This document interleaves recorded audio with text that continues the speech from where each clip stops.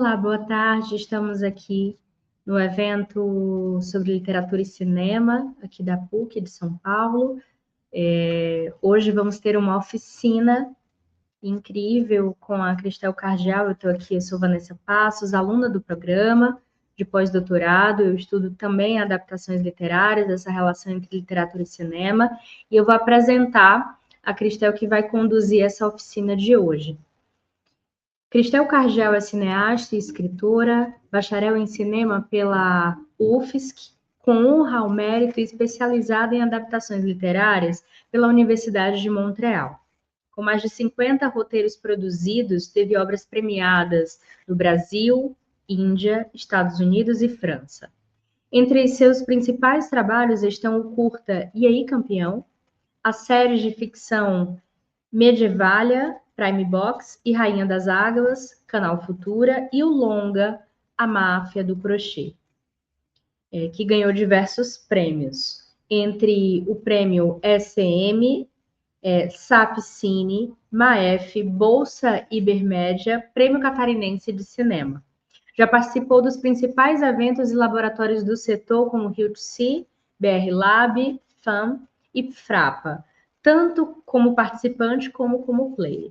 Na literatura recebeu prêmios em diferentes estados brasileiros, publicou 2 livros, Imaginações, Prêmio Elizabeth Anderle e semifinalista do Prêmio Jabuti.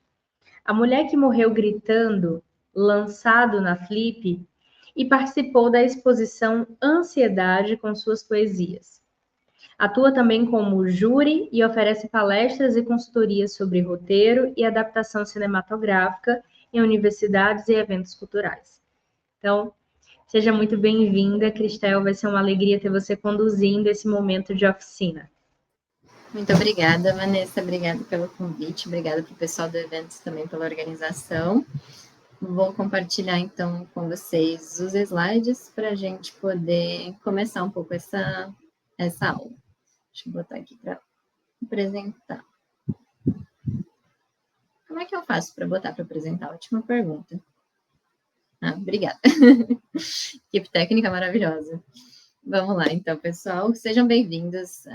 Imagino que muitos de vocês estiveram na conversa sobre hoje de manhã, que foi muito legal com a Vanessa e com a Bia, no qual a gente falou um pouquinho das experiências práticas do viver trabalhando com literatura e cinema, e principalmente transitando entre esses 2 meios. E agora a gente vai falar um pouquinho mais da teoria de estratégias dessa etapa de adaptação de uma obra literária para o audiovisual.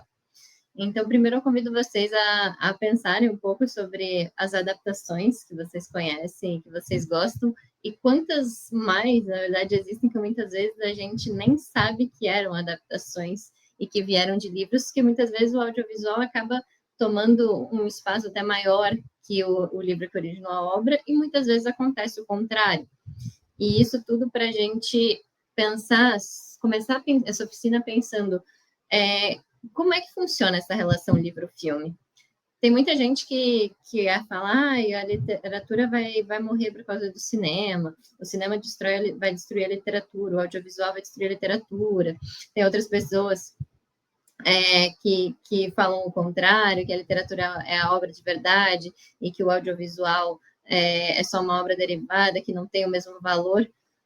Então, a gente coloca essas duas no lugar de, será que elas têm uma relação mutualística? Será que é uma relação parasitária? Mas, no fundo, da opinião de alguém que trabalha alguns anos com isso, ao meu ver, essa união dessas duas artes, ela só tem a agregar uma para a outra. Porque o cinema, ele impulsiona a literatura. Quantos livros não se tornaram muito mais vendidos depois que um filme foi adaptado deles?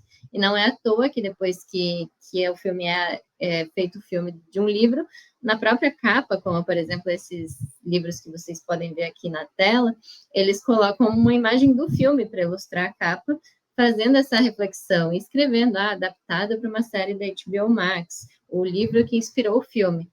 Porque o audiovisual que ele vem depois, ele não vem para destruir a obra original, mas sim para criar um outro material derivado em um mundo onde os dois podem muito bem coexistir. E isso já vem de muito tempo atrás. Hoje a gente tem um boom de adaptações literárias, mas antes dos anos 2000, só para a gente ter uma ideia, cerca de 85% dos vencedores do Oscar de melhor filme eram adaptações. O cinema ele se consagrou muito graças à literatura.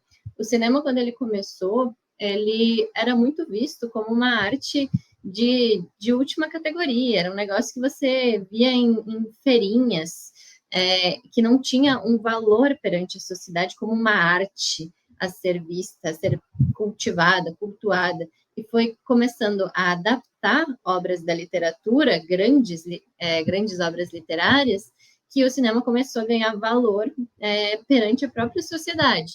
Então, o cinema começou muito pautado em adaptações literárias. Depois a gente veio ali com uma crescente de narrativas autorais por algumas décadas, e faz alguns anos já que as adaptações literárias têm ganhado muito espaço de novo. E por que isso? Acho que em muito devido a uma necessidade de mercado de conquistar o público e de mantê-lo ali cativo e produzindo mais conteúdo sobre aquilo que eles assistem. Em que sentido? Um livro, ele já tem uma rede de fãs, ele já tem pessoas que leram. Então, o produtor, quando ele for apostar milhões para fazer um filme, é muito mais interessante para ele apostar em um filme que ele sabe que já tem um público que vai assistir. E não só isso. Geralmente, quando a gente lê um livro que a gente gosta muito, a gente vai lá, comenta, posta, se interessa, engaja. Então, é quase que um marketing gratuito que é produzido em cima daquele material. Então, trabalhar hoje com literatura e com cinema, além de ser uma tendência de mercado, é algo que a gente tem que estar muito atento também para quem quer trabalhar com qualquer uma dessas duas áreas, porque elas estão cada vez mais conectadas. Então, para a gente trabalhar com essas adaptações, a gente precisa, antes de falar sobre como fazer isso e como funciona o ato de adaptar, tem alguns mitos que a gente precisa quebrar. Um deles é o mito da fonte. Dizer que o livro é sempre melhor que o filme. Isso é muito famoso, é algo que a gente escuta muito, é porque não chega perto do livro, porque o livro é melhor, o livro vai ser sempre melhor que o filme. Não é sempre assim, existem diversos casos de filmes que por muitos são considerados melhores que o livro original, Laranja Mecânica, por exemplo, ou diversos outros que acabaram se tornando muitas vezes maiores que o próprio livro. Então, colocar os dois em competição não agrega em nada ao nosso mercado e a arte em si desses dois setores. O que mais nos interessa aqui é olhar para os dois, não numa linha vertical, o que veio antes, o que é mais importante, mas numa linha horizontal. Os dois estão querendo contar uma história, estão querendo falar de um universo, mas eles não estão competindo em ordem de importância, eles não estão buscando, nossa, eu sou a fonte, eu sou a mais importante. Eles são projetos que querem comunicar alguma coisa e que se comunicam de maneira diferente. Então, isso é algo que a gente precisa desconstruir antes de começar a trabalhar. E, a partir disso, nos deparamos com a questão, o que é adaptar? Adaptar é bem diferente de resumir ou transcrever. Quando a gente está adaptando, a gente está traduzindo uma experiência narrativa de uma linguagem para outra. É diferente simplesmente da gente traduzir de uma língua para outra, do alemão para o português. A gente tem que passar sensações, mensagens, motivações, essências daquela história para uma linguagem diferente. E isso envolve decisões criativas sobre o que a gente vai manter, o que a gente vai transformar, o que a gente vai reinventar.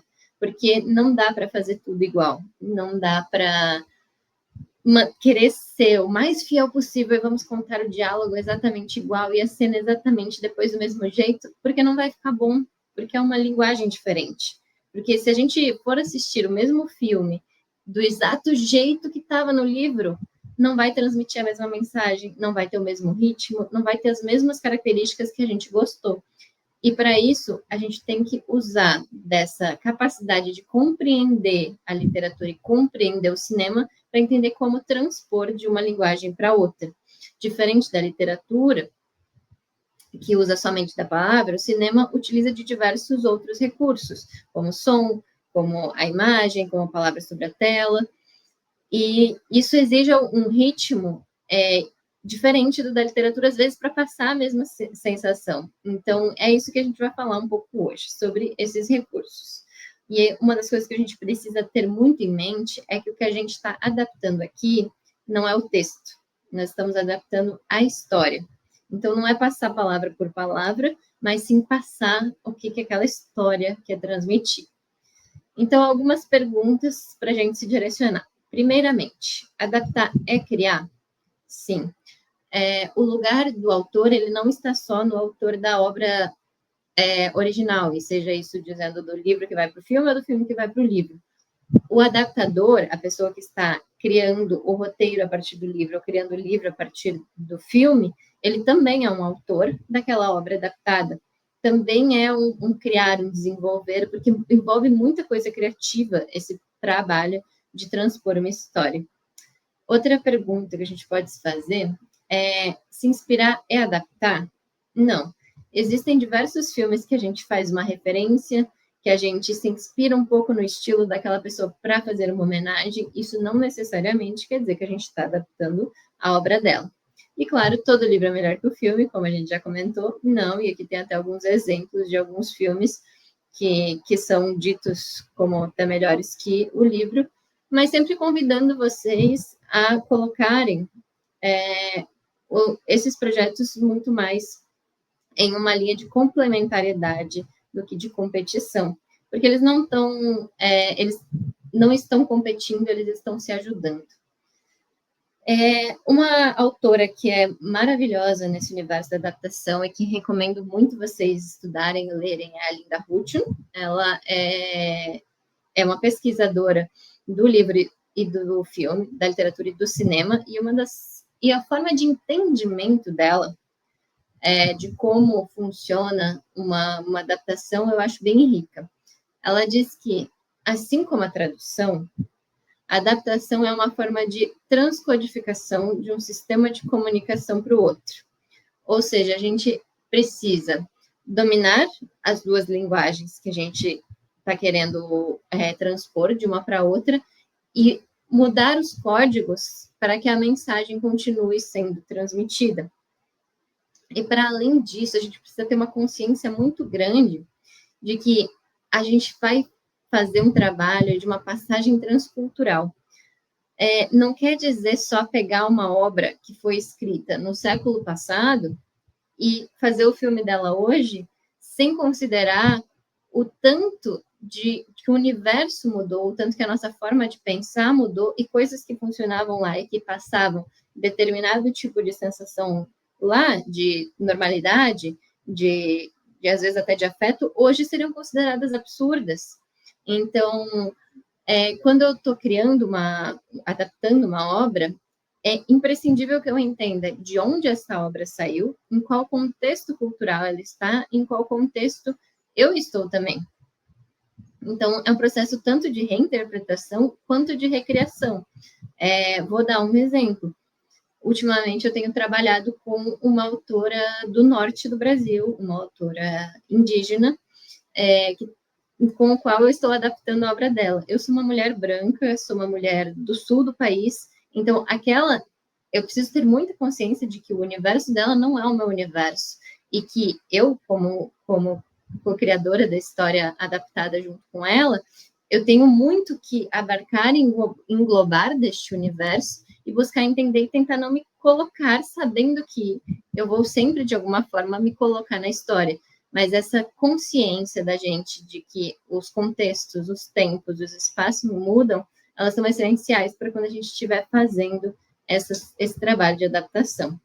Robert Stan também é um grande teórico do cinema e do roteiro. Ele diz que a adaptação é uma arte, e uma arte difícil, porque a gente precisa não acrescentar o que venha atrair, mas também não tirar o que seja fundamental. A adaptação é uma arte de escolhas. O tempo todo a gente vai ter que estar escolhendo o que daquele livro fica, o que daquele livro sai, o que daquele livro eu vou ter que ajustar para que apareça de uma outra forma. E esse é um processo muitas vezes cruel, porque às vezes a gente vai ter que tirar coisas que a gente gosta muito, e às vezes a gente vai ter que acrescentar outras para que aquilo funcione e para que aquilo se mantenha de pé. A partir disso, entramos em um dos principais dilemas das adaptações, porque vamos jogar a polêmica logo no começo, que é o dilema da fidelidade. As adaptações, a gente acaba faltando qualidade muito a partir da fidelidade. Então, eu sou uma pessoa que amo livros, desde pequena eu lia muito, e sempre que saía uma adaptação de um livro que eu era muito fissurada, eu ficava maluca, eu ficava esperando, e eu ia lá assistir, e eu geralmente saía da sala de cinema falando, mas aquilo foi diferente, mas no livro a personagem era assim, mas não sei o quê. Hoje eu já assisto as adaptações de uma outra maneira, buscando não o que teve de diferente, mas assistindo aquela história para ver se ela funcionou, se ela me cativou, se ela trouxe referências ao livro, o qual eu construí, mas não se estava tudo exatamente igual, porque não é este o ponto de uma adaptação. Se você vai fazer tudo exatamente igual, por que a outra obra existe, então? Você precisa adaptá-la para passar, muitas vezes, a mesma sensação. Então, é isso que a gente está buscando quando a gente quer criar uma obra que dita fiel. Não é fiel tudo igual, mas é fiel à essência daquela obra. E um outro ponto que a gente pode pensar para abrir até um pouco a nossa percepção do que é uma adaptação é sair um pouco dessa limitação da fidelidade. Gosto muito da definição do Geoffrey Wagner no livro The Novel and the Cinema, que ele dá uma descrição de 3 tipos de adaptação para ele, que é a transposição, o comentário e a analogia. A transposição seria esse tipo mais comum, que a gente está mais habituado, que é uma alteração de um meio para outro, no qual se busca ser o mais fiel possível. Então, aqui a gente quer contar a história da maneira mais parecida possível. Como, por exemplo, o Ensaio sobre a Cegueira fez a adaptação do Saramago. Tudo o que acontece em uma ordem muito parecida com a do livro, os personagens são muito parecidos com a do livro, e mesmo assim teve suas diversas adaptações, teve umas cenas suprimidas, teve cenas levemente alteradas, personagens aqui entraram, personagens que saíram. Mas, para além desse método mais fiel, existem outros tipos de adaptações, e que são muito divertidas até, para a gente, como autor, pensar em fazer. Às vezes, a gente transmite uma mensagem através dessas outras adaptações. Como, por exemplo, a Comentário. A Comentário, ela é parecida com a obra original, mas ela toma a liberdade de mudar coisas. Não muda a estrutura inteira, ainda ela é bem identificável, o começo, o meio é parecido, mas ela mudou o final. O personagem principal ainda é o mesmo, mas o personagem coadjuvante, que influencia bastante na história, mudou. Então, a gente se permite alterações, como, por exemplo, Laranja Mecânica, que alterou o final. Não é o mesmo final do livro. Então, é uma liberdade um tanto quanto grande, mas que ainda mantém uma boa parte da história muito semelhante. E, por último, a analogia. A analogia é quando está clara a referência, a gente sabe qual livro está falando, mas a obra toma diversas liberdades, às vezes para criar uma crítica, às vezes para fazer uma sátira, às vezes para fazer uma releitura contemporânea, uma releitura antiga, às vezes para se adequar e falar mais com o público e com o contexto com o qual a gente está hoje. Um exemplo disso é a série Sherlock, da BBC, que é uma obra que conversa com um autor de séculos atrás e transpõe essa obra para os dias atuais. Os personagens, eles têm características parecidas. A gente sabe quem é o Sherlock, está lá o Watson, mas, ao mesmo tempo, eles têm coisas muito diferentes e hábitos muito diferentes que não caberiam na obra do autor original. Mudam o nome de objetos, nome de personagens, incluem personagens, a estrutura da história do que acontece é bem diferente. Então, é uma obra que o objetivo dela não é ser fiel, mas ainda assim ela funcionou muito bem como adaptação e foi muito bem recebida.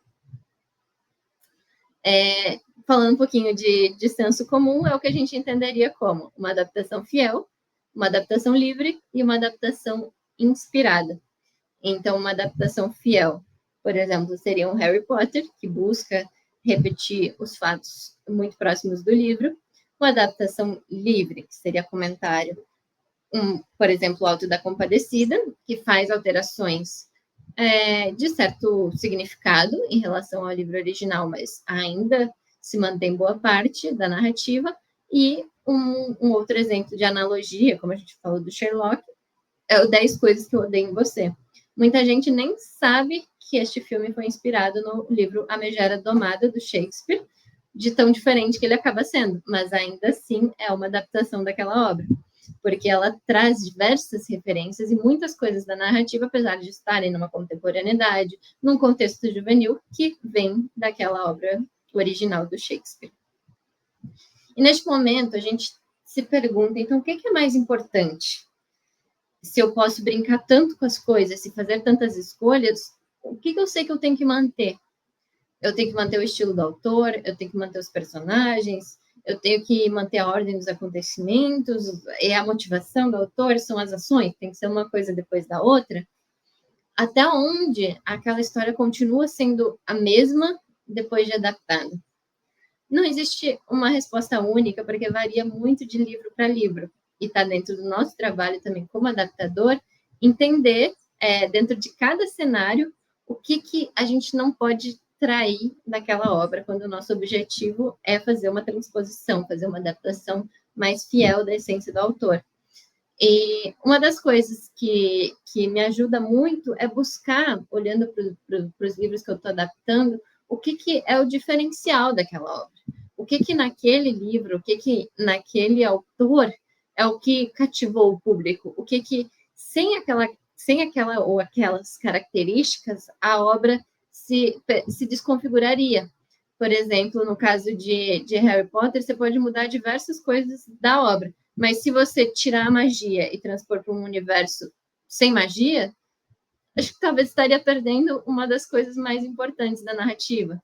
Se eu vou transpor a obra de uma autora, que, por exemplo, vou trazer o exemplo da Vanessa, que me deu hoje de manhã, acho que exemplifica bem até ela estar aqui com a gente, que é uma escritora com um posicionamento autoral muito forte, com obras maravilhosas, que inclusive recomendo quem for ler A Filha Primitiva, um ótimo livro.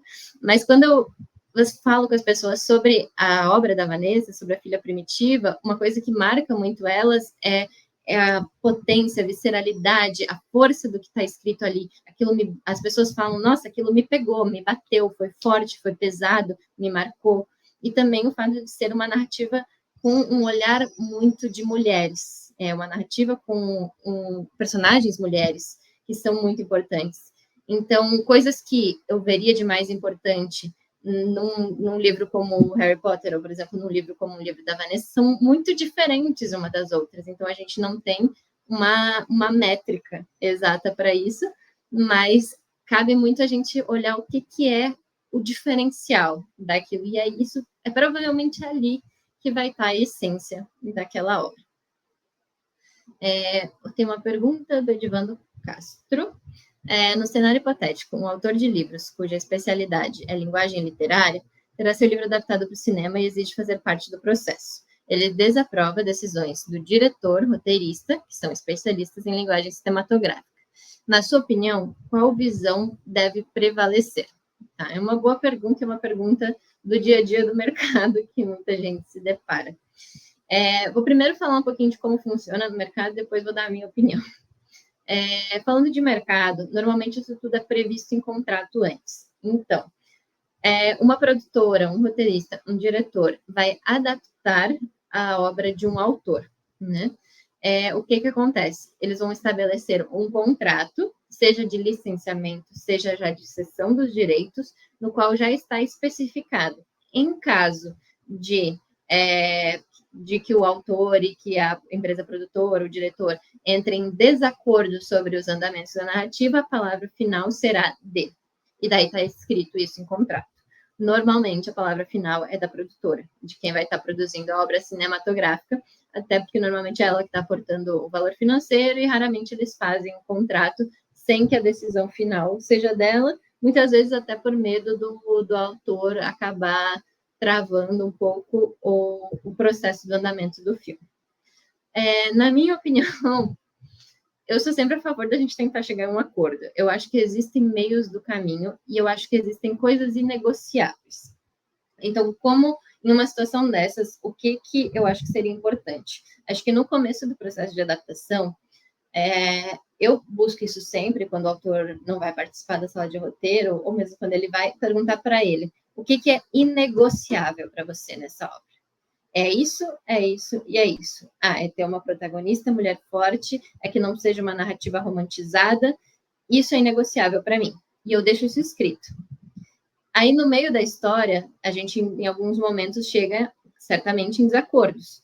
Eu acho que devia mudar isso, ele acha que não. Eu volto para esse lugar. Você me disse que o inegociável é isso. Essa mudança que eu estou propondo, ela está atrapalhando o seu inegociável? Ela está tensionando o seu inegociável? E eu busco estipular isso no começo, porque depois as coisas vão mudando. Então, é bom a gente ter isso claro. Essa seria a minha recomendação. Eu acho que sempre dá para chegar num acordo. Eu acho que a comunicação, a conversa, explicar para o autor por que essa escolha narrativa é mais eficiente diante do mercado, o autor explicar por que isso é importante para ele, mas esse exercício de ter o inegociável dele desde o começo e botar esse elemento novo de desacordo em comparação com aquilo, um bom caminho para chegar em uma decisão. Qualquer coisa, Divandro, se não foi bem respondido, por favor, me pergunte. Vou continuando. Falando sobre a etapa de desenvolvimento, então, vamos lá. Nós somos autores de uma obra de roteiro e estamos transpondo alguma obra literária. O que a gente precisa decidir logo de cara? Qual é o nosso recorte? Qual vai ser o nosso olhar sobre essa obra? Qual vai ser o gênero dessa obra e qual vai ser o tom? Muitas vezes as pessoas pulam essa etapa por achar que é uma etapa meio óbvia. Se o livro é um romance, vai ser um romance. Se o livro é um drama, vai ser um drama. Se o livro não é bem assim. Às vezes, o mesmo gênero na literatura, ela funciona de outro jeito no cinema, e essa decisão, ela impacta muitas vezes mais do que a gente pensa. Por exemplo, 1984, vamos dizer que nós somos os adaptadores desta obra. Foram feitas 2 adaptações de 1984 até hoje, e aqui eu botei para vocês o cartaz dos 2 filmes. O da esquerda foi lançado em 1984 e o da direita foi lançado em 1960 e alguma coisa, agora me esqueci o ano exato. Foram uns 20 e poucos anos de diferença entre eles. E só pelo cartaz e pelas chamadas, a gente já consegue ver o recorte que cada autor deu autor da adaptação, deu para esta mesma obra. Por exemplo, no dos anos 60, que é o da direita da tela, o mais colorido e mais amarelo, as chamadas deles são o êxtase vai ser um crime, o sexo está proibido, no mundo horrível da manhã. Então, a propaganda e o recorte escolhido da obra nos anos 60 foi muito mais voltado para um teor sexual, muito mais do que para a opressão e o olhar daquela vigilância constante. Enquanto que o lançado em 1984, a gente pode ver ali na capa o olho do grande irmão muito mais em evidência, e as frases dos cartazes, elas são muito mais voltadas para a opressão, para a vigilância. Então, isso é uma decisão da gente como autor da adaptação, porque a gente nunca vai conseguir abarcar tudo e nosso olhar vai ser sempre parcial. A gente nunca vai conseguir fazer uma adaptação imparcial, passando exatamente o que o autor falou. Então, é muito melhor a gente estar ciente do que vamos adaptar e qual vai ser o nosso recorte, qual vai ser o nosso olhar, do que acabar transpondo a nossa parcialidade de outra forma. Gênero também é algo que pode mudar. Por exemplo, temos o livro Bom Dia, Verônica, da Ilana Cassoi e do Rafael Montes, que virou uma série da Netflix. E a gente consegue ver como, entre as temporadas, o próprio gênero da obra, ele, de alguma forma, foi se alterando. Ele começou na primeira temporada como um drama policial bem raiz, e depois foi ficando muito mais para um drama psicológico e de ação, do que aquela investigação da primeira temporada. E isso foi um diálogo com o público do audiovisual. Eles foram vendo o que estava funcionando melhor com essa linguagem audiovisual. Isso também é algo que a gente vai acabar decidindo no nosso processo. E sobre tom, trouxe como exemplo o livro do Marcos Suzak, A Menina que Roubava Livros, que foi adaptado para o cinema, e a adaptação não foi muito bem recebida. E por que não? Em muito por causa da escolha do tom. No livro, A Menina que Roubava Livros é um livro pesado, é um livro que é narrado pela própria morte, e no qual é tudo observado de um jeito muito cru e, de certa forma, até violento. Para transpor ao cinema, houve uma tentativa de romantização, um pouco, para transformar a obra em um filme de guerra um tanto quanto esperançoso para todos os públicos. E com isso, se perdeu das características que, de alguma forma, eram as essenciais daquela obra. Então, aqui, às vezes, num errinho de escolha de tom, para tentar agradar todo mundo, para tentar alcançar um público maior, se traiu o que era uma das partes essenciais do livro, que era justamente essa crueza, essa veracidade com a qual, e realismo com a qual se passavam as informações sobre a guerra.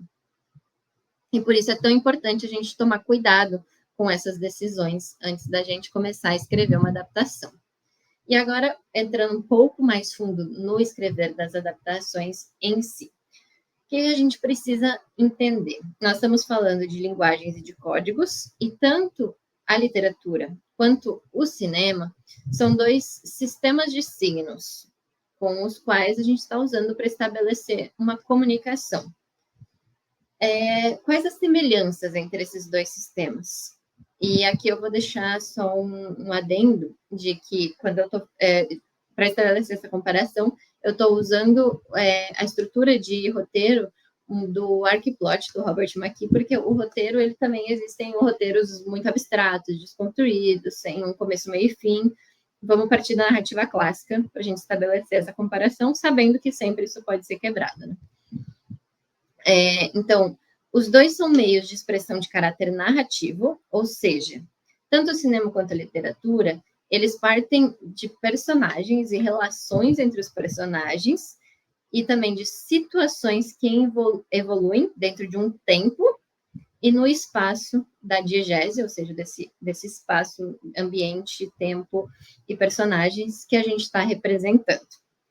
Então, a gente tem alguns elementos fundamentais que são comuns a essas duas artes, que é enredo, personagens, tempo, espaço e narrador, sendo que o narrador pode ser onisciente, pode ser não onisciente, pode ser em primeira pessoa, e por aí vai. Agora, quais são as diferenças? E aí que a brincadeira começa a ficar mais séria. A gente está falando de duas matérias de expressão diferentes. A literatura, ela utiliza uma matéria de expressão, que é a linguagem. O cinema, ele utiliza 5. Ele utiliza o som, a imagem, a música, o diálogo e o texto sobre tela, que são aqueles, por exemplo, o título, ou alguns recursos de mensagem de texto que a gente escreve sobre a tela, que a gente chama de lettering. Ou seja, a gente está trabalhando com recursos e instrumentos diferentes para transmitir a nossa mensagem. E isso impacta as obras de muitas formas. Por exemplo, o filme Coda, de 2021, é um filme adaptado de um livro, no qual a gente tem uma personagem que é ouvinte e que é filha de pessoas surdas. Então, como o livro aborda isso, descrevendo através da linguagem, através de palavras, e como o filme aborda isso, mostrando visualmente, em alguns momentos, cortando inteiramente o áudio do filme, para a gente ter a sensação que os pais dela sentiam ao estar acompanhando um concerto da filha, que é cantora, por exemplo, e eles não ouviam nada, é muito forte. Então, são recursos de linguagem diferente que são usadas para transpor uma mesma mensagem.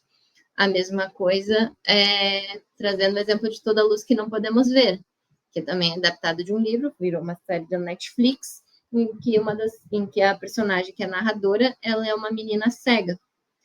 No livro, por exemplo, a gente demora um tempo a perceber que ela é cega, Pois ela vai narrando, vai contando as coisas. No filme, a partir do momento que a personagem aparece, a gente já entendeu. Então, tem coisas que no filme é mais fácil da gente mostrar, tem coisas que no livro é mais fácil da gente esconder, e por aí vai. E cabe a gente buscar como representar, esconder, mostrar da melhor maneira. E aí, para isso, a gente precisa ter claro quais são essas diferenças. Vamos começando, então.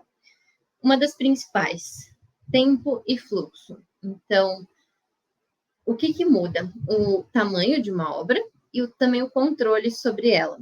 Geralmente, num livro, num romance principalmente, ele é muito maior do que o que cabe em um filme longa-metragem, por exemplo. Para a gente pegar uma obra literária e transpor ela para o audiovisual, normalmente a gente tem que tirar coisas, cortar coisas, fazer escolhas do que dali a gente vai transpor.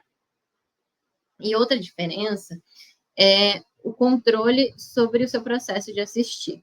Antigamente, quando a gente tinha muito mais o hábito de ir ao cinema, isso era mais evidente.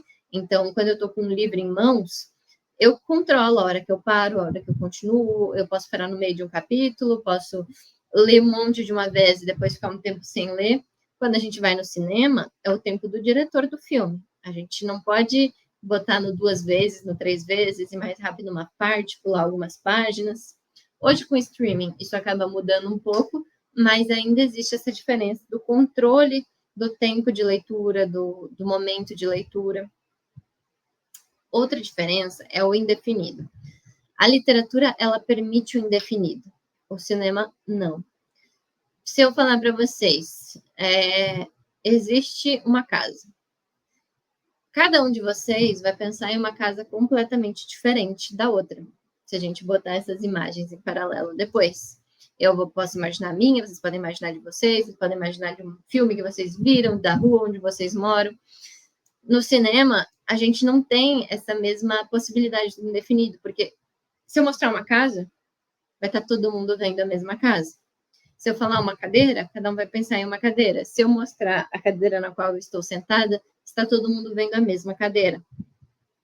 Então, isso parece algo simples, mas na prática isso faz muita diferença. Vou mostrar para vocês por quê. Vou pegar uma frase do Metamorfose, do Franz Kafka, para a gente pensar em como seria a transposição para o audiovisual desta obra. Essa é a primeira frase do livro. Ao despertar, após uma noite de sonhos agitados, Gregor Samsa encontrou-se em sua própria cama, transformado num inseto gigantesco. Na literatura, tá tudo bem a gente falar num inseto gigantesco. Ninguém sabe que inseto ele se transformou. Muitas pessoas presumem que é uma barata, por as pessoas terem asco ao vê-lo, outras pessoas acham que é outro tipo de bicho, mas a gente não sabe. Ele está no campo do indefinido. Pode ser qualquer inseto. Entretanto, a partir do momento que eu vou fazer um filme adaptado da Metamorfose, eu não tenho essa opção. Eu não posso deixar no campo do indefinido. Eu vou ter que mostrar qual inseto que é. Então, eu vou ter que fazer uma escolha. Por exemplo, aqui eu trouxe duas adaptações. Em uma delas, adaptaram como uma barata, numa animação. Em outra, eles fizeram um corpo humano deformado, com mais braços e mais pernas. Então, fica claro aqui que a gente não tem a opção do um inseto indefinido e como isso muitas vezes impacta realmente fortemente decisões narrativas. Outra diferença é o regime de centramento. O que isso quer dizer? A literatura, ela permite de maneira um pouco mais fácil que a gente reconstrua o imaginário de uma cena. Por exemplo, vamos seguir essa frase. Havia 2 mulheres na sala. As 2 estavam nuas, mas só uma estava morta. A gente vai imaginando essa cena conforme vai lendo e vamos reconstruindo a cena na nossa cabeça. A gente imagina uma sala com 2 mulheres, depois a gente tira as roupas dela e depois a gente entende que uma delas estava morta. No cinema, isso é um pouco mais complexo, porque se eu mostrar a imagem da sala, eu já vou ver tudo de uma vez. Eu já vou ter entendido a frase inteira. Essa reconstrução do imaginário, ela se perde um pouco. E daí vem uma pergunta, mas então não tem como fazer isso? Tem. a gente tem vários recursos no cinema para driblar isso. Por exemplo, uma direção de câmera, um enquadramento. A gente começa por um canto da sala, aí mostra só os pés das mulheres, daí depois você vai subindo, mostrando o resto do corpo, depois você chega no rosto e vê que uma delas está com sangue. Ou seja, existem recursos, mas são recursos diferentes dos da literatura. Eu não posso só escrever isso no roteiro. Se eu escrever no roteiro esta frase, ele não vai funcionar narrativamente falando, porque não vai ser transposto isso da maneira como eu imagino. Então, eu preciso buscar outros recursos como roteirista para chegar lá. E, por último, a transmissão do interior, que acaba sendo uma das mais complexas, que é, na literatura, a gente pode descrever o que o personagem está pensando. Então, podemos escrever sobre o passado dela, sobre o presente, eu posso começar falando, meu nome é João, eu sou nascido em São Francisco do Sul, eu trabalho como farmacêutico durante o dia, durante a noite eu sou um serial killer que tem um perfil específico, eu gosto muito de amendoim, mas eu sinto muita saudade da minha infância. Eu posso, em um parágrafo, falar muitas coisas sobre o que um personagem é, sobre o que ele está pensando. No cinema, a gente não tem esse recurso. O personagem, ele é o que ele faz, não o que ele pensa. Então, a gente vai ter que mostrar tudo através do visual. A gente tem que mostrar e não dizer, o que é uma das grandes máximas do cinema. Porque o nosso narrador, ele é não onisciente, ele não sabe tudo que está acontecendo. Tudo que for acontecer, a gente tem que ver descrito, tem que estar descrito para que a gente veja em tela. Não podem ser coisas abstratas, nem pensamentos, nem transmissões de interioridade. E por isso, temos alguns verbos que são proibidos no cinema, que é o pensa, o lembra, o esquece, o sente, o quer e o percebe. Quando vocês forem escrever um roteiro e se depararem com estes verbos, é o momento da gente parar e pensar como eu vou transpor isso para uma linguagem visual. Porque se eu falar simplesmente, eu estou pensando na pessoa que eu amo, isso é muito vago para um audiovisual.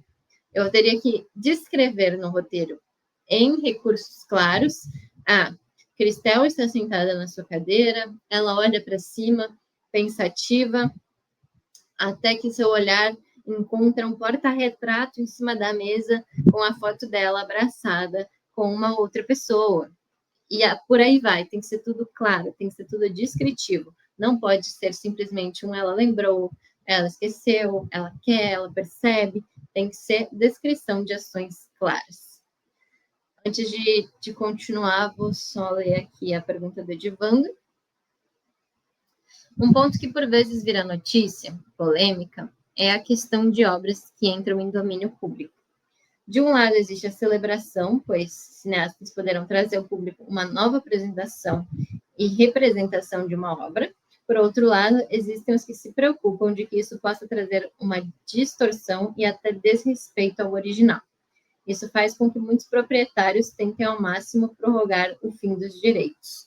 Com qual dessas visões você se identifica? Certo. Vamos lá. Eu acho que acima de tudo, deveria existir o bom senso e o respeito. Eu acho que qualquer pessoa que vai adaptar uma obra, a gente precisa, por mais que também sejamos autores daquela obra, a gente precisa entender que existe a autoralidade da pessoa que criou aquele livro. Mas bom senso não é lei. Então, a gente tem que partir sempre do princípio que existem pessoas que não têm bom senso e que a gente precisa proteger. Hoje existe a Lei de Direitos Autorais no Brasil, que protege a obra, né, pelo período de 200 anos, e a partir disso, de 70 anos, desculpa, e a partir disso, a obra se torna domínio público. O que eu entendo? Acredito que distorções, más interpretações, de alguma forma, elas sempre vão existir, críticas, sátiras, mas eu acho que existe um limite com o qual a gente trabalha com a referenciação daquela obra. Por exemplo, quando a gente faz uma transposição no qual a gente está dizendo esta obra é uma adaptação literária por exemplo, da Compadecida, do Adriano Suassuna, e você deixa o nome da pessoa, claro, o nome da pessoa em evidência, você está mostrando que você está fazendo uma obra que é uma adaptação, que é criada para ser uma continuidade no audiovisual daquela obra. Eu acho que existe um nível de respeito que deve ser preservado ali muito maior do que quando, por exemplo, você está fazendo uma analogia, na qual está claro que aquilo não representa a visão do autor. E isso vai sempre existir, eu acho que isso é difícil da gente vetar, eu acho que isso acaba sendo até enriquecedor, em alguns sentidos, como, por exemplo, o caso do Sherlock, que eu mencionei antes.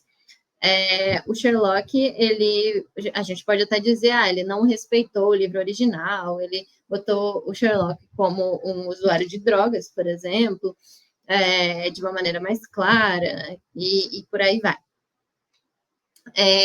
Mas isso, ao mesmo tempo, mantém a obra viva, porque com o passar do tempo, se a obra não for, de alguma forma, reinventada para continuar, colocada em outro contexto, de uma outra forma, às vezes ela acaba se perdendo. Então, eu acho esse processo rico de analogias, de recriações, mas eu acho muito importante estar claro o que aquilo é, que aquilo não representa a visão original do autor. Então, meu posicionamento seria mais ou menos por aí, da gente deixar claro quando é uma obra que está buscando representar o posicionamento do autor e quando é uma analogia, no qual eu estou fazendo referência, mas eu não represento a ideia daquele autor e a originalidade dos personagens, a mensagem daquele autor. A partir disso, podemos falar um pouquinho na prática de como transformar um pensamento em cena. Vou trazer um exemplo de uma frase de um livro e como ela poderia, por exemplo, aparecer em um filme. No livro, ela se sentia sozinha, como se ninguém no mundo pudesse compreendê-la. Essa frase, por si só, já traz diversos verbos que acabam caindo no campo da subjetividade, como, por exemplo, sentir. Ela se sentia sozinha. E compreender. Como é que a gente sabe que uma pessoa compreende a outra visualmente falando? Como a gente passa essa sensação de solidão, como se ninguém no mundo importasse, entendesse. E, a partir daí, uma sugestão de um dos caminhos que um filme poderia fazer isso. E existem diversos. E vai de cada autor também trabalhar como que contar isso. Por exemplo, mulher sentada na cama, olhando o celular. Zoom lento no rosto dela. Uma notificação chega. Ela não abre. Silêncio. Som de chuva. Então, é uma cena que, de alguma forma, representa um pouco, de uma maneira mais implícita, essa solidão. No rosto dela, a gente consegue ver que ela não está bem. O fato de alguém mandar uma mensagem, ela não se importar, porque não importa o que está escrito ali, não vão entendê-la. É uma forma mais visual de passar, por exemplo, uma frase assim. Falando de exemplos práticos, vamos retomar o Sherlock para a gente manter a constância na análise. O primeiro episódio da temporada de Sherlock da BBC foi lançado em 2010 e ele se chama Um Estudo em Rosa. Ele foi adaptado do conto Um Estudo em Vermelho, do Arthur Conan Doyle. E se a gente for traçar um comparativo, a gente pode verificar como, por exemplo, no livro, a dinâmica entre Sherlock e Watson são quase que um centro emocional e intelectual da história. O motor narrativo, ou seja, o que leva a história para frente, é a lógica dedutiva do Sherlock. E o fascínio pelo crime é quase um desafio intelectual do Sherlock.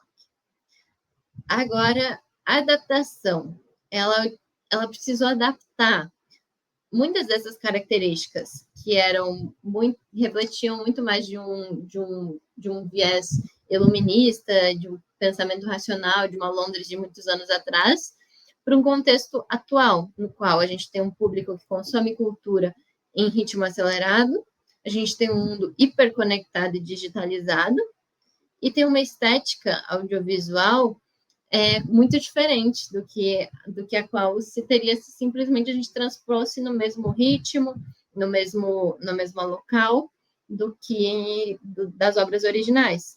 E então o filme, a série, ela cria uma estética audiovisual muito mais voltada ao thriller psicológico, muito mais do que aqueles desafios intelectuais e lógica dedutiva por si só como motor narrativo.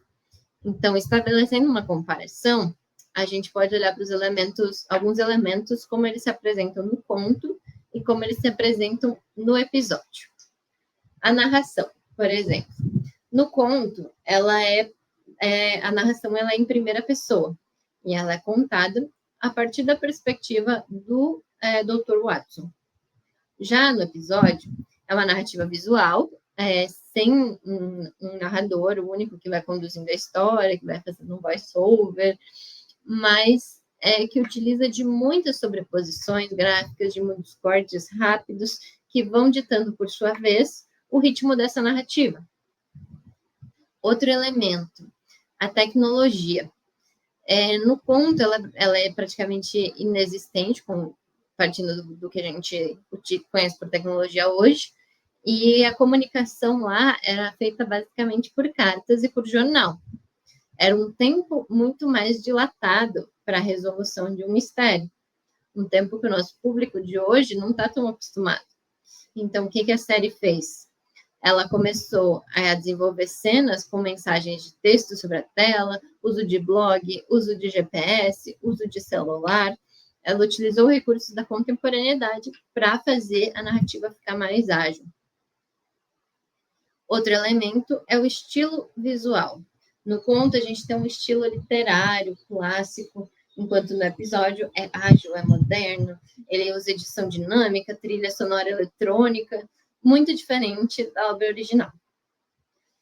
Para ilustrar um pouquinho essas mudanças, eu trouxe um exemplo de como o livro ele descreve o funcionamento do cérebro do Sherlock, da lógica dedutiva dele.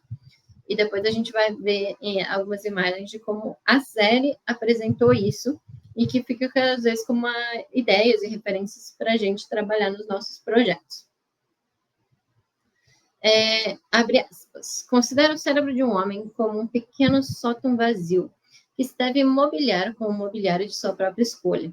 O tolo leva para dentro todo tipo de mobiliário que encontra, de modo que o conhecimento que pode ser útil a ele se vê amontoado, ou, na melhor das hipóteses, misturado com um montão de outras coisas, de modo que se torna difícil de encontrá-lo. O trabalhador habilidoso é bem mais cuidadoso com o que coloca no sótão de seu cérebro. Ele só admite ferramentas que o ajudem no trabalho, mas delas possui um bom número em ordem perfeita. Ou seja, o Sherlock, ele trabalha com a ideia de sótão mental, no qual ele tem todas as informações catalogadas no seu cérebro, tudo que ele considera importante e as outras coisas ele descarta. A gente, sendo os adaptadores dessa história, esse seria um grande desafio, com certeza. Transpor essa forma tão mental que está dentro da cabeça dele, dentro da cabeça do Sherlock, essa forma de como ele transpõe as coisas como ele trabalha na sua cabeça a lógica dedutiva dele e como ele utiliza desse sótão para fazer suas deduções e como a gente transporia isso para o audiovisual. O recurso utilizado na série foi utilizar de montagens rápidas para mostrar que o raciocínio dele é muito rápido e utilizar texto sobre tela para ir acompanhando, de certa forma, a linha de raciocínio dele. Por exemplo, tempo ali na primeira imagem que vocês podem ver, a temperatura no Reino Unido, os mapas, depois o local, depois os avisos, as próximas 24 horas, previsão para os 3 próximos dias. A gente vai seguindo a lógica mental dele. Em determinado momento, enquanto ele está correndo em uma perseguição, aparece um mapa sobre a tela, que é como se fosse a cabeça dele funcionando e desenhando esse mapinha de onde dobrar, onde não dobrar. Então, acaba sendo um recurso que o cinema permite e que é muito rico para isso. E aqui a gente fala um pouquinho, então, de algumas estratégias que a gente tem para transformar cenas literárias em roteiro. Primeiramente, vamos para as duas que são mais comuns, que é diálogo e voice-over. No mundo audiovisual, muitas dessas até são vistas com maus olhos, por serem expositivas demais. É um recurso fácil demais. Eu preciso dizer que eu estou com saudade da pessoa que eu amo, então vamos botar um diálogo, eu sentada conversando com um de vocês numa sala e falando, eu estou com uma saudade da pessoa que eu amo. Mas isso acaba sendo um pouco pobre, não é o tipo de cinema que a gente quer ver. Um cinema mais rico, um cinema mais complexo. Desde que houve uma reestruturação da forma de contar narrativas ali no final dos anos 2000, se busca muito mais narrativas menos explicativas e muito mais complexas. Então, usar o diálogo é um recurso, mas é um recurso para a gente usar com uma inteligência. Porque aí é que tá. A gente não precisa sempre falar o que eu estou pensando. E aí que o diálogo começa a se enriquecer. Por exemplo, eu preciso passar a mensagem de que eu estou com saudade da pessoa que eu amo. Mas e se eu não admitir isso? E se eu estiver sentada na frente de vocês, no sofá, e a pessoa perguntar, e aí, faz tempo que você não fala com não sei quem, com o Cláudio? Aí eu respondo, faz, nem lembrava dele, mas no meu rosto está claro que eu lembrava. Então, o meu gaguejar, a forma de interpretar, a reação da outra pessoa, isso tudo pode entregar a informação de que eu estava com saudade dela de uma maneira muito mais rica do que eu simplesmente dizer, eu estava com saudade. Mesma coisa é válida para o voice-over. Voice-over é muito visto como uma muleta, muitas vezes, para o audiovisual, porque daí a gente pega simplesmente a narração do livro, joga no narrador no audiovisual e ele fala o que eu tenho que falar. O voice-over, assim como o diálogo, ele é muito mais rico se a gente utilizá-lo de uma forma mais crítica, mais inteligente, uma maneira que tensione um pouco mais o que está sendo visto com o que está sendo ouvido. Por exemplo, a gente pode criar uma narração que, em vez dela estar falando o que está sendo visto em tela, que ela fale o contrário. No caso de Taxi Driver, o protagonista, ele se acha e ele faz um diário como se ele fosse um cara cheio de moral, um cara que manda muito bem, enquanto que a gente vê é uma sequência de destruição e de decadência moral e física. Então, esse contraste acaba ficando muito rico e é ali que o diálogo e que o voice-over podem nos servir muito bem. Aí, falando de algumas outras estratégias que acabam fugindo um pouco do comum, que muitas vezes, como roteirista, a gente não pensa tanto, mas que são muito boas para quando a gente se depara com verbos de pensamento e quando a gente precisa transpor cenas literárias. Para começar, a gente tem a ação, que daí é claro que as cenas de ação a gente transpõe em cenas de ação, mas o que a gente esquece é que muitas vezes cenas de pensamento a gente pode transmitir em ação. Um pensamento do sentir saudade, por exemplo, em vez de eu falar que eu estou sentindo saudade, pode ser um ato de uma personagem sem falar absolutamente nada, pegando o celular e abrindo uma foto, olhando as fotos antigas. Às vezes isso passa muito mais sentimento do que simplesmente ela falar, estou com saudade. É o ato, é o gesto. Transpor as coisas para ação é muito rico no cinema. Temos também a não ação, ou seja, só a intenção, aquele momento em que o personagem vai fazer, mas não faz. É uma forma de dizer, ela está visitante, algo que é muito no campo do pensamento, ou ela estava confusa, ela estava em dúvida, então a gente está transpondo os sentimentos através de um fazer, mas não fazer, de um ir, mas não ir. Tem planos no cinema, que seria algo que a gente não utilizaria na literatura, que é simplesmente de uma espera, por exemplo. Quando um personagem acaba falecendo, por exemplo, e a gente só bota um plano de quem ficou sentado. A gente não fala nada, não existe um diálogo, não existe uma ação, é simplesmente a pessoa parada. sozinha. E o quanto isso pode ser forte no audiovisual é impressionante. Então, a gente pensar em utilizar esses recursos de não ação. Além disso, direção de arte. Então, não é o nosso trabalho como roteirista, claro, dizer tudo, absolutamente tudo que vai ter, a cor da roupa, mas tem elementos que a gente pode sugerir que são muito ricos para a narrativa. Tudo que tem função narrativa nos interessa. Por exemplo, existe, quando eu quero transpor uma memória de infância, às vezes, para não ter que falar,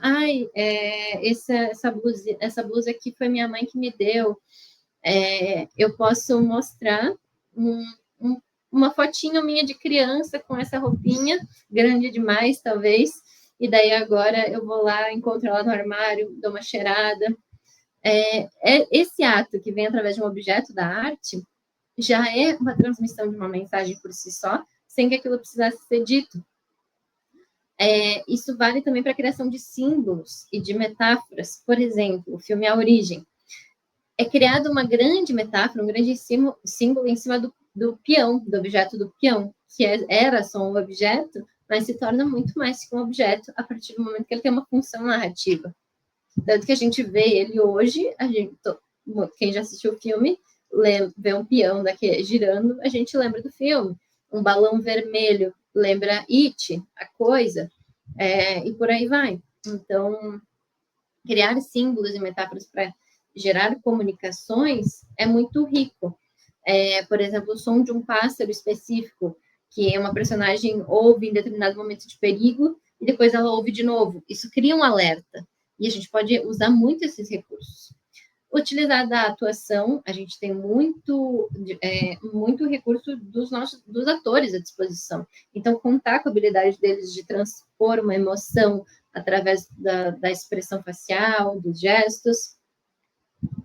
Temos a direção de foto, que é que vai definir a luz, o enquadramento, os closes, pode brincar com espelhos. Então, como a gente trouxe aquele exemplo antes de como mostrar, revelar um pouco, de pouco em pouco, a cena na qual haviam duas mulheres, uma delas estava morta, com um enquadramento devagar, que eu vou mostrando as coisas aos pouquinhos, eu posso transpor, talvez, uma subjetividade como essa. Para ir além disso, um recurso muito legal da gente usar é a montagem, que é a edição. Então, a gente pode ir de um lugar para o outro, pode cortar de uma cena para outra e pode fazer coisas muito ricas, como, por exemplo, Eisenstein, que é um dos grandes teóricos e clássicos da montagem. Uma das montagens mais famosas que ele fez foi, ele estava mostrando uma sequência de imagens de operários saindo do trabalho e ele cortou para uma cena totalmente aleatória de animais indo para o abatedor e voltou para aquela cena. É algo totalmente diferente, totalmente aleatório, mas que criou uma comunicação de uma mensagem muito forte. E podemos brincar com isso. A gente pode estabelecer montagens paralelas. Por exemplo, eu estou transpondo um livro que é um romance policial, em que tem um grande contraste entre as pessoas de classe alta e as pessoas de classe baixa e a sua rotina no dia a dia. Então, em vez de contar a história de um, contar a história de outro, como acontece no livro, no audiovisual eu conto um pouquinho, eu mostro um pouquinho de cada um. Como um acorda, depois como outro acorda. Como ele vai para o trabalho, como o outro vai para o trabalho.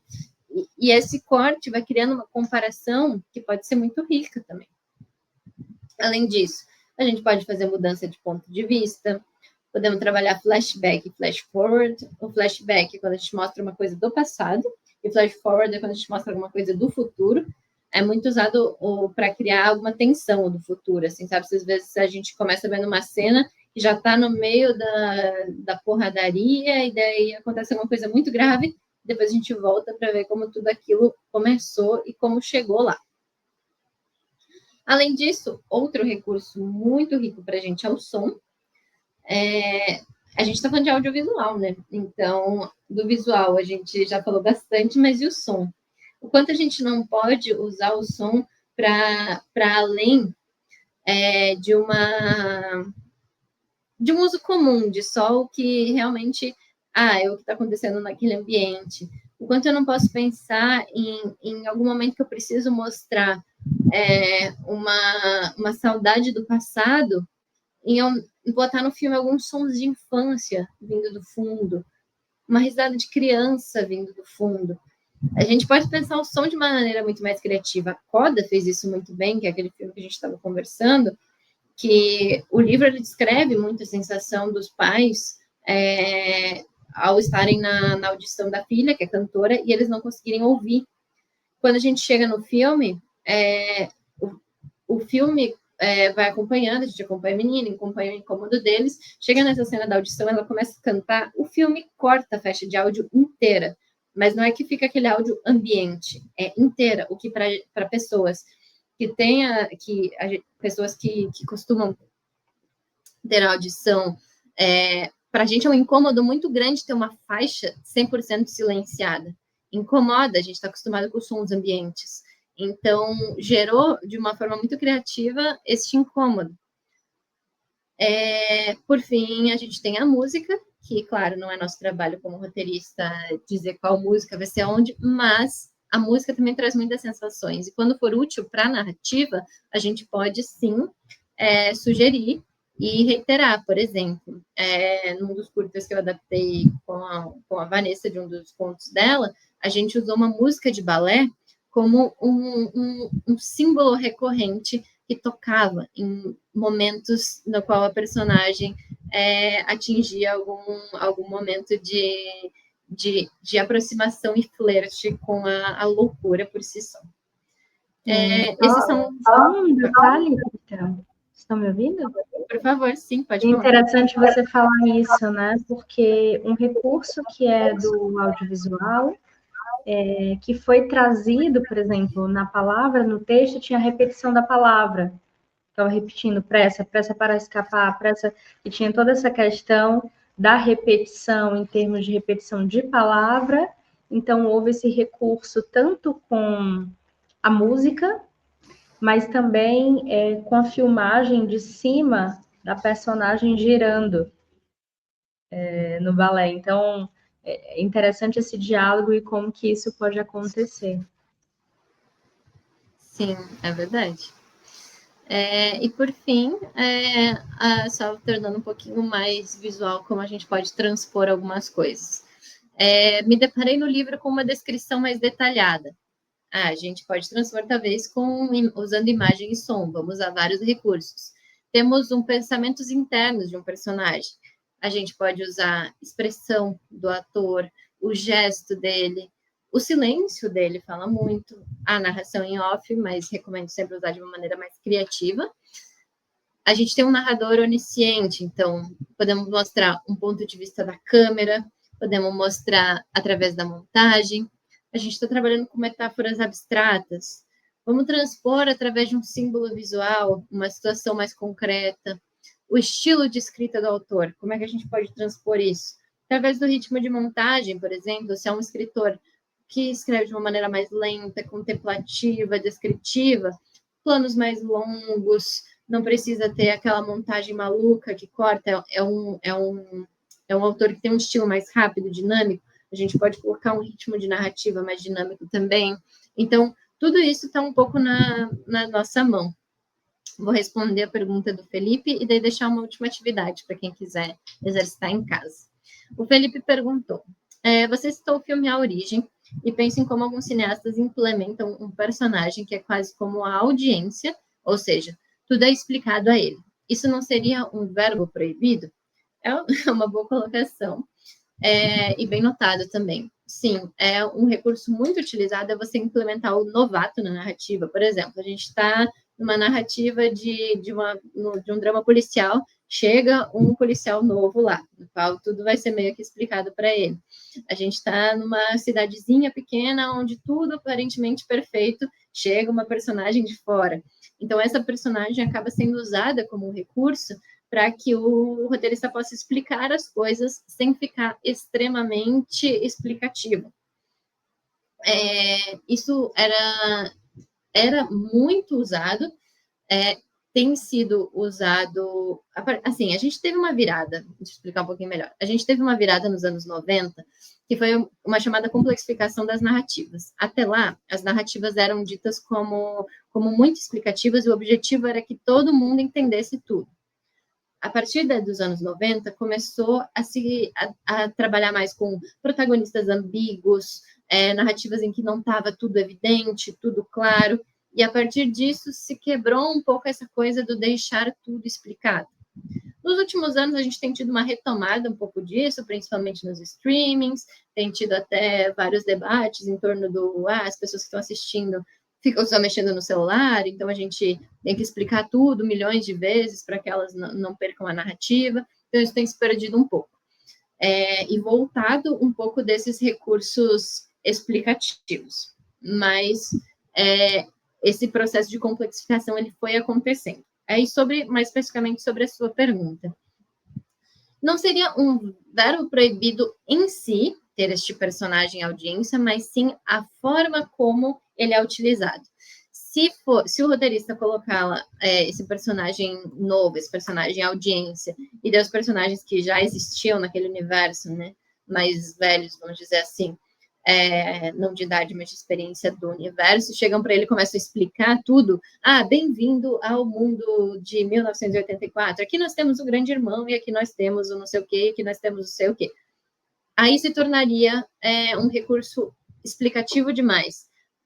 Se entra um personagem novo que cria tensão, que é um pouco audiência, porque ele não sabe o que está acontecendo, enquanto os outros sabem, mas ao mesmo tempo também cria um mistério, também cria um conflito, aí já é um uso mais rico, e não entraria nesse campo tanto do subjetivo e do campo do pensamento.